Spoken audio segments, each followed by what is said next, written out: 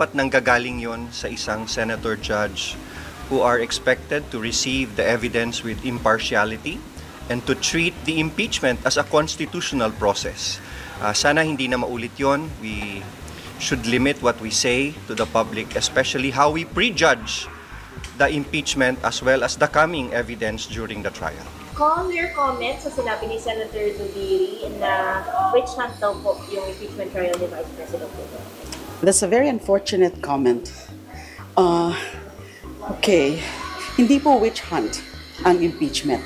Nakasaad sa Constitution, may batayan yung mga charges. Kaya nga na-impeach siya sa House level. In other words, formally charged. Hindi naman yun ifo-forward yung articles of impeachment kung walang batayan. At hindi ba dapat i-welcome ito ni VP Sara? Kasi ngayon ang pagkakataon na ihayag niya yung kanyang mga depensa, i-explain niya yung mga akusasyon laban sa kanya. At hindi ba ay kapag wala namang kasalanan, dapat hindi matakot? The very same SWS survey also puts out na 44% o plurality ng mga Pilipino ay naniniwala na idinedelay ng Senado ang impeachment purposefully.